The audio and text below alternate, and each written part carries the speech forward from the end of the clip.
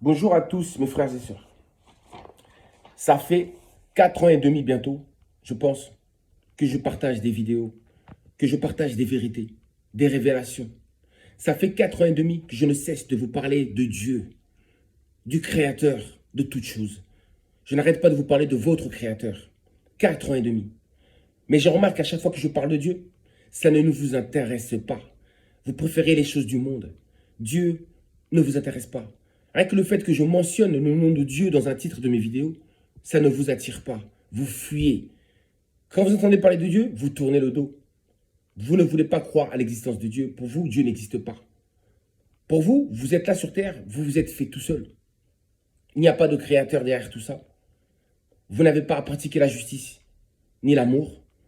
Pour vous, Dieu n'est qu'un mythe, n'est qu'un conte de fées. Vous rejetez Dieu, mes frères et sœurs. Je le vois à travers les vidéos que je partage. Je vois vos réactions. Je vois le manque d'intérêt pour la vérité. Je vois le peu d'intention que vous avez pour la vérité et pour Dieu. Vous rejetez Dieu. Je ne fais que vous parler de Dieu, car Dieu est vivant. Il vit. Mais vous le rejetez. Ça, j'ai le remarqué.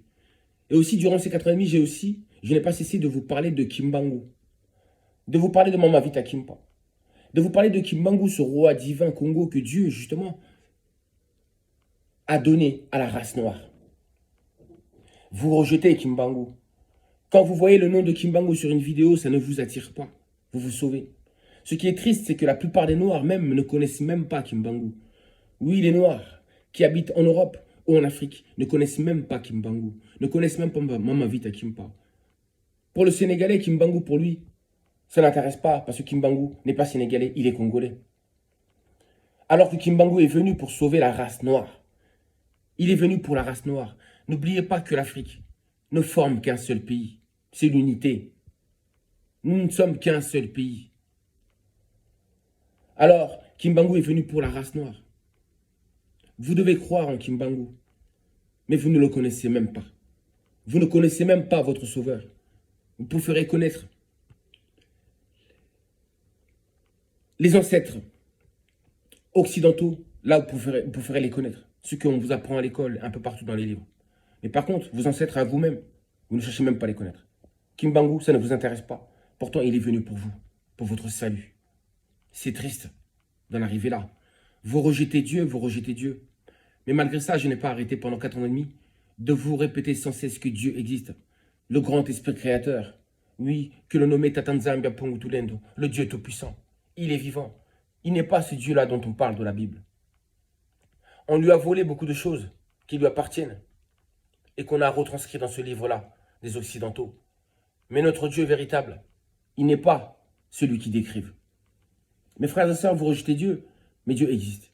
Il est vivant, je le répète encore. C'était une parenthèse. Une autre chose qu'il faut savoir, c'est que l'Afrique, à l'origine, est une terre de noirs uniquement. Tout comme l'Occident, l'Europe, est une terre de blancs uniquement. L'Occident, c'est pour les noirs, non, c'est pour les blancs. Et l'Afrique, c'est une terre uniquement pour les noirs. Ça veut dire que tout ce que vous trouvez qui n'est pas noir et qui vit en Afrique, en vérité, ils ne sont pas à leur place. Tous les blancs qui vivent en Afrique ne sont pas à leur place. L'Afrique ne leur appartient pas. L'Afrique, ce n'est pas une terre blanche, c'est une terre pour les noirs. Donc ça veut dire quoi? Ça veut dire que déjà tous les blancs que vous trouvez en Afrique du Sud, là-bas, les Anglais, là, ils n'ont rien à faire en Afrique. Ce n'est pas leur place là-bas, l'Afrique. Ce n'est pas leur terre. Ils vivent là-bas comme si c'était leur terre, comme si ça leur appartenait. Mais en vérité, ça ne leur appartient pas. Ce sont des envahisseurs, des imposteurs. De la même chose. Tous les blancs là que vous trouvez dans le nord de l'Afrique, là, les Maghrébins, parce que les Maghrébins, ce sont des blancs. Ils viennent de l'Occident, avec l'islam. C'est l'Occident, ce sont des Turcs. Et les Turcs vivent en Occident. Ce sont des Occidentaux. Ils sont de race blanche. Ils n'ont rien à faire en Afrique sur la terre noire. Cette terre ne leur appartient pas. Les Algériens, les Tunisiens, les Marocains, les Égyptiens, etc., les Libyens, ils ne sont pas à leur place. Kadhafi n'était pas à sa place. L'Afrique n'est pas pour lui, l'Afrique. Si une monnaie doit être créée en Afrique, ça ne doit pas être Kadhafi qui doit créer cette monnaie. Ça ne doit pas être un occidental. Ça doit être un homme noir qui doit créer une monnaie pour la race noire. Donc, vous parlez beaucoup de Kadhafi, Kadhafi, Kadhafi. Mais Kadhafi, il fait partie justement de ce peuple-là, imposteur, qui habite sur une terre qui ne lui appartient pas. Comment vous les Noirs pouvez-vous glorifier Kadhafi? Vous ne pouvez pas glorifier Kadhafi. Kadhafi n'est pas votre ancêtre. Vous oubliez vos ancêtres. Vous préférez parler de Kadhafi au lieu de parler de Kimbangu. Kimbangu, votre sauveur. Celui qui est venu pour vous sauver. Celui que votre Dieu tout-puissant a envoyé pour vous sauver. Vous l'avez tourné le dos. Vous l'avez rejeté. Il a été prophète sur votre terre, mais vous l'avez rejeté. Nul n'est prophète dans son propre pays. Vous avez rejeté Kimbangu, n'est-ce pas? Vous avez rejeté Mama Vita Kimpa. Vous continuez à rejeter vos ancêtres. Vous rejetez votre histoire. Vous rejetez qui vous êtes, votre nature, votre divinité. Divinité. Vous parlez de divinité, mais ça a à voir avec Dieu, la divinité. Avec le grand esprit créateur, Amakongo. Le grand seigneur à Congo. Et qu'est-ce que vous allez me dire, les Sénégalais, qu'à Congo, ça ne nous intéresse pas, ça ne vous touche pas? Mais ce que vous ne savez pas, c'est que justement, le Kikongo, c'est la langue ancestrale de tous les Noirs. De tous les Noirs, je le répète. Des Sénégalais, des Congolais, des Camerounais, des Nigériens, etc., etc. La même langue, c'est notre langue, c'est le Kikongo. Et c'est cette langue qui va régner en Afrique. Et oui, c'est une prophétie. Mes frères et sœurs, ça, c'est la vérité. Et cette vérité encore que je viens de vous balancer, vous allez encore rejeter cette vérité. Vous n'acceptez pas la lumière. Vous n'acceptez pas la vérité.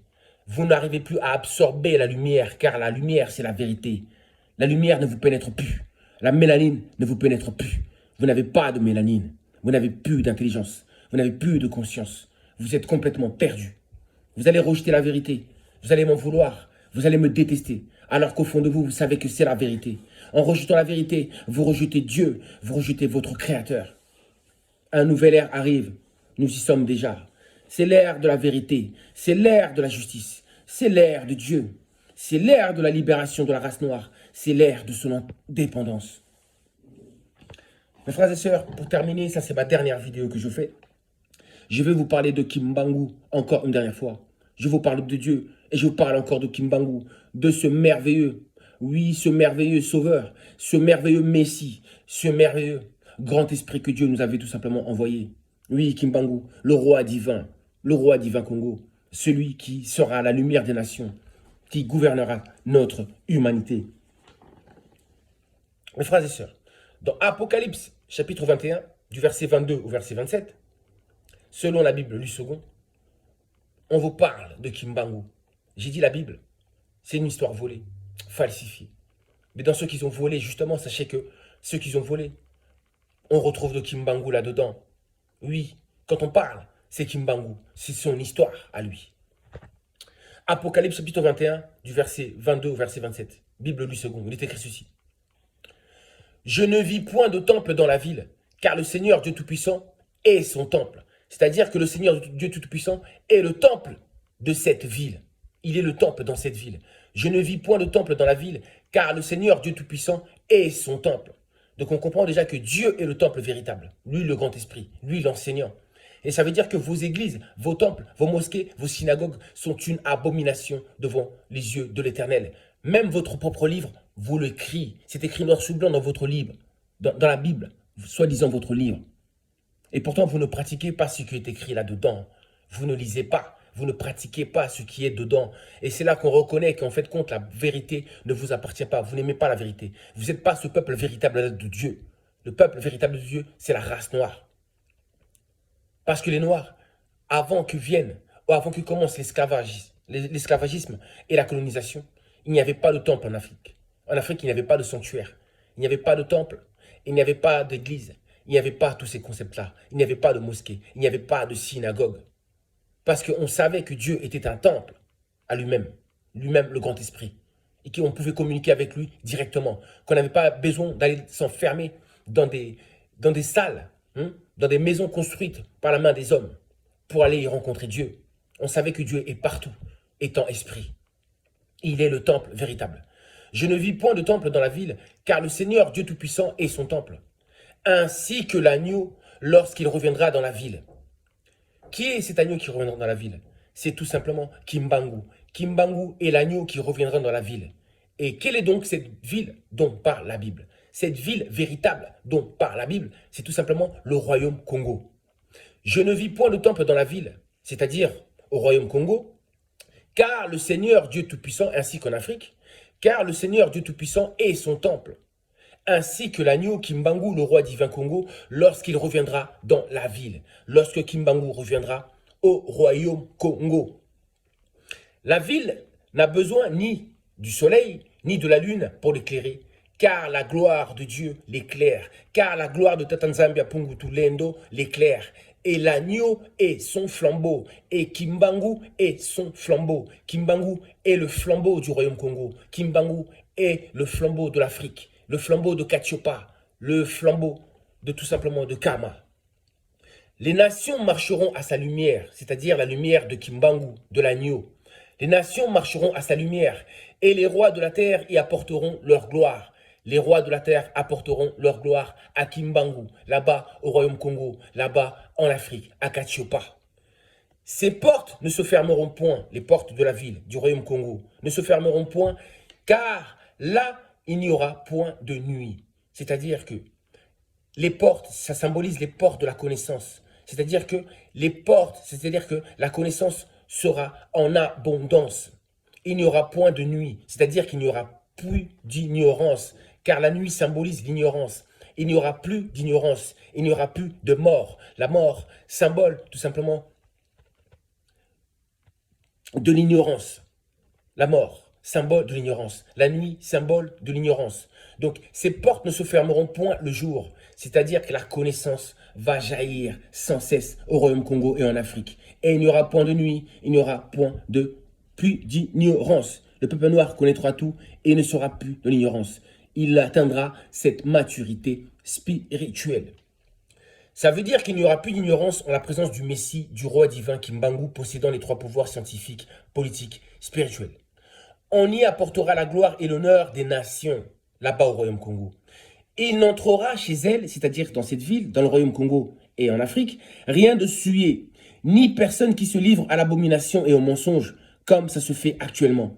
Il n'entrera que ceux qui sont écrits dans le livre de l'agneau, c'est-à-dire dans le livre de Kimbangu. Il n'entrera dans la ville, au royaume Congo et en Afrique, que ceux qui croient en Kimbangu, l'agneau immolé, l'agneau véritable, et non pas Jésus-Christ, qui est tout simplement une falsification, un blanchissement, tout simplement, de Kimbangu. Dans Ésaïe, chapitre 49, du verset 1 au verset 7, il est dit ceci. Bible 8 secondes. Écoutez-moi, peuple lointain, soyez attentifs. L'Éternel m'a appelé dès ma naissance. Il m'a nommé dès ma sortie des entrailles maternelles, parlant de Fumu Kimbangu. Il a rendu ma bouche semblable à un glaive tranchant. Il m'a couvert de l'ombre de sa main. Il a fait de moi une flèche aiguë. Il m'a caché dans son carquois. Et il m'a dit, tu es mon serviteur. Tu es mon serviteur Israël en qui je me glorifierai. Mais en vérité, il est dit ceci. Et il m'a dit, tu es mon serviteur congolais. Tu es mon serviteur congolais en qui je me glorifierai.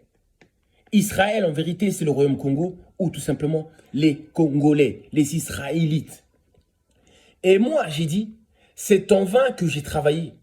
Car pour le vide et le néant, non, car c'est pour le vide et le néant que j'ai consumé ma force. Mais mon droit est auprès de l'Éternel. Et ma récompense auprès de mon Dieu, auprès de Tatanzambia Pungu Tulendo. Maintenant, l'Éternel parle, lui qui m'a formé dès ma naissance pour être son serviteur, pour ramener à lui Jacob, c'est-à-dire le peuple noir, l'Afrique. Oui. Et Israël encore dispersé. Israël, ce sont les Congolais, c'est-à-dire les Congolais encore dispersés dans les quatre coins du monde. C'est pour cela que Kimbangu est venu la première fois et il reviendra justement pour accomplir cette heure merveilleuse et majestueuse. Car je suis honoré aux yeux de l'Éternel et mon Dieu est ma force. Il dit, c'est peu que tu sois mon serviteur pour relever les tribus de Jacob, c'est-à-dire les tribus de l'Afrique, de Katiopa, de Kama, et pour ramener les restes d'Israël, c'est-à-dire les restes des Congolais. Je t'établis pour être, dit l'Éternel des armées, Tatanzambia Pungu Tulendo. Je t'établis pour être la lumière des nations, pour porter mon salut jusqu'aux extrémités de la terre. Ainsi parle l'Éternel, le Rédempteur, le Saint d'Israël, c'est-à-dire le Saint Congo, Ama Congo, à celui qu'on méprise, qui est en horreur au peuple. Oui, à celui qu'on méprise, vous méprisez Dieu, qui est en horreur au peuple, à l'esclave des puissants. À celui qu'on méprise, Kimbangu est méprisé, Dieu est méprisé. Je répète, ainsi par l'Éternel, le Rédempteur, le Saint d'Israël, le Saint du Congo, à celui qu'on méprise, qui est en horreur au peuple, à l'esclave des puissants. Des rois le verront et ils se leveront, des princes et ils se prosterneront à cause de l'Éternel qui est fidèle, du Saint d'Israël, du Saint du Congo qui t'a choisi. Israël, dans la Bible qu'il parle, en fin de compte, ce n'est pas Israël, c'est le Congo. C'est le Congo. Le Congo, c'est le Congo. C'est là qu'ils ont falsifié encore, vous avez vu? Au lieu du Congo, ils mettent Israël. Mais c'est le Congo, mes frères et sœurs. J'ai dit, des rois le verront. Et ils se leveront, des princes, et ils se prosterneront à cause de l'Éternel qui est fidèle, du Saint du Congo, du Saint du Congo, qui t'a choisi. Il a choisi Kimbangu. Kimbangu reviendra. Et vous comprendrez. Vous avez vu? Vous maîtrisez Dieu. Vous méprisez Dieu. Excusez-moi, c'est l'émotion. Vous le méprisez. Vous méprisez Kimbangu, son envoyé. Vous n'aimez pas Dieu, vous n'aimez pas Kimbangu. Vous avez vu cet écrit là, hein? À celui qu'on méprise, qui est en horreur au peuple. Dieu est en horreur au peuple. Kimbangu est en horreur au peuple, à la race noire, ainsi qu'à l'humanité. Je vous dis à très bientôt. C'était ma dernière vidéo, parce que ça ne sert à rien que je continue à vous balancer des vérités, que vous crachez dessus, que ça ne vous intéresse pas. Je ne peux pas donner des choses sacrées aux porcs, aux chiens. Vous avez compris? Vous ne voyez pas la valeur de ce que je vous donne. Donc à quoi ça sert? À quoi ça sert que je continue de vous donner des choses que vous ne voyez pas la valeur? Il y a tellement de valeur dans ce que je vous donne. Mais ce n'est pas important pour vous. Pour faire les choses du monde, c'est plus intéressant. Je vous dis, tout simplement, de prendre soin de vous. Et je dis surtout, gloire à l'Éternel et gloire à Mfumu Kimbangu.